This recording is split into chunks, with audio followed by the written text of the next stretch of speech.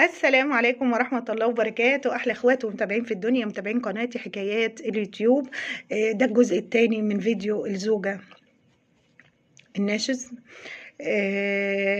أرجو عمل لايك للفيديو وكمان اشتراك في القناة، توحشوني جدا جدا. ومن فيديو جديد لفيديو جديد أهلا وسهلا بكم.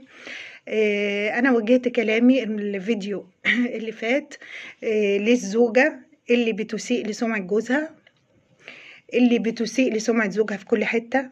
والله العظيم أنا هوجه كلامي بما يرضي الله لهذا الزوج اللي ربنا سبحانه وتعالى يعني مدلوش حظ في الزوجة دي. مش عارفة، هي خيرها في غيرها، خيرها في غيرها. عشان كده ربنا سبحانه وتعالى شرع التعدد. إنسان عايش، زوج ملو هدومه، مقتدر، عايش وكأنه مش عايش. للأسف عدوه في بيته. أنا شفت فيديو على التيك توك مكتوب فيه بعد الطلاق هتكتشف، كلام موجه للزوج، بعد الطلاق هتكتشف انك كنت مربي عدو في بيتك. عدو بمعنى الحرفي للكلمة. الزوجة يا جماعة الناشز، وطبعا انا مش بتكلم على كل الستات، ده في يعني ستات والله بلسم، والله في ستات صالحات جدا جدا جدا وبحييهم. انا بتكلم على النموذج السيء. بوجه كلامي للزوج. حضرتك مراتك أساءت لك، ومش أساءت لك مرة ولا 2 ولا 3، ده بتسيء للحواليك كمان، بتسيء لأهلك، مش بتسيء لك انت بس. يعني الست بجد اللي بتشتم في جوزها ده، يعني تاكل خيره وتطلع تشتمه، دي ما تستاهلش، والله ما تستاهل. حتى لو انت جايب منها 10 ولاد، دي ما عندهاش أصل. الزوجة الأصيلة دي حاجة تانية، والله العظيم. الزوجة الأصيلة اللي بتراعي زوجها دي حاجة تانية. دي الزوجة اللي ذكرها الرسول عليه الصلاة والسلام، دي اللي بتكفر بالعشير، حاجة كده في جهنم. والله ما هتشمي ريحة الجنة، والله ما تعرفي ربنا، صدقيني انت ما تعرفيش ربنا. انا بوجه كلامي ليك انت، للزوجة اللي بتعمل كده. حضرتك وقف الانفاق عليها، وقف الانفاق عليها. حضرتك لو بعت فتوى لوزارة الأوقاف، للأزهر، وقلت لهم أنا زوجتي بتسوء لي في كل حتة، بتشتمني وأنا بتخوض في عرضي، بتقول حاجات عليا مش موجودة، بتسيء للي حواليا، مخلية الناس يسيئوا ليا،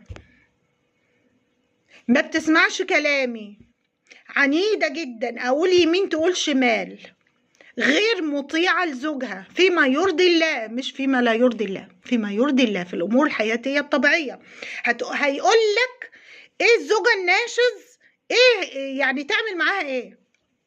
أول حاجة لا تنفق عليها، مش على الولاد. الولاد حاجة تانية، أنا بقولك عليها هي. وقف إنفاق عليها، وقف تقعدها ببيتك، لان دي عدو مش زوجة، دي عدو والله العظيم مش زوجة. اللي انا سمعته بحكاية الزوج ده، دي مش زوجة، دي عدو ليك، دي عندها غل وحقد رهيب. انا يعني بدي افهم ليه. انا بنصحك بما يرضي الله سبحانه وتعالى، وقف انفاق على هذه الزوجة السيئة، وقف انها تبقى قاعده معاك في بيتك، دي غير امينه، لا تؤتمن عليك، دي عدو مش زوجه، دي لا تؤتمن عليك. اللي بتروح للناس وتفضح كده زوجها بره، ولا تستر على بيتها، ما بتسترش على بيتها، ده يعني ربنا سبحانه وتعالى قال الستر، قال الستر. وايه انتي ايه بجد؟ ايه نموذج سيء للست، إيه نموذج سيء للزوجة. الزوجات مش كده، المصريات مش كده، المصريات مش كده. دي حضرتك نموذج سيء. دي تسيبها وانت الكسبان ومش تطلقها. انا قلت دي ناشز، ملهاش حاجة خالص، ملهاش اي حقوق. ولادك بس، ولادك وبس اللي بتسوق ليك، واول من هيدفع الثمن الولاد. اول حد هيدفع ثمن الاساءة ليك عند الناس، لان انت ابو ولادها. فهي مش عارفة عشان تنتقم لنفسها تسيء لولادها اللي هم اولادها، اللي هم اكتر حد يخاف عليهم الام. مش خايفة حتى على سمعة ولادها، لان هي سمعة الاب من سمعة الولاد من سمعة الاب. هي لا تخاف على حد. انت خايف عليها ليه؟ انت اطردها، دي تتضرب شر طردة، دي تعيش مع الكلاب في الشوارع. الكلاب اوفى منها. الكلب مع الاعتذار للكلب، الكلب عنده وفاء عنها، عنده كده بيوفي لصاحبه اللي اكله مره. ما بالك الزوجه اللي ربنا سبحانه وتعالى قال لا تنسوا الفضل بينكم. ربنا سبحانه وتعالى قال لا تنسوا الفضل بينكم. هي انساته وانت كمان انساه، انساه وانساها.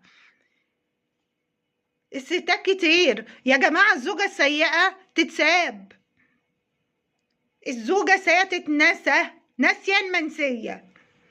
انا بنصحك لا تنفق عليها، ما تقعدهاش في بيتك، ده بيتك ما تقعدهاش فيه، دي تطرد بره عند اهلها اللي ربوها، يشوفوا تربية بنتهم او يعيدوا تربيتها من الاول ويعلموها يعني ايه راجل وست، يعني ايه زوج يحترم، يعني ايه اسرار بيتي ما تخرجش بره، يعني ايه احترم زوجي، يعني ايه راجل، خيرها في غيرها. عشان كده ربنا سبحانه وتعالى جعل لك مخرج، سبحان الله، اضرب عباده واضرب خلقه.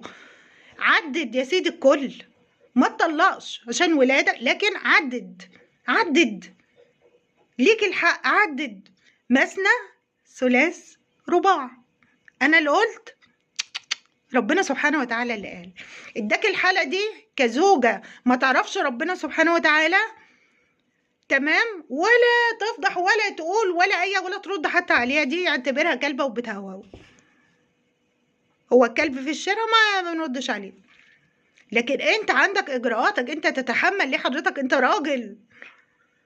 هما قالوا انا اعرف ان الست هي اللي بتتحمل الراجل، انما راجل يتحمل ست صعبة شوية. وبعدين ايه، مش مثلا بيتحمل في الامور العادية يا جماعة، لا، بيتحمل راجل معاه في البيت. طب هو متجوز ست في البيت؟ لا.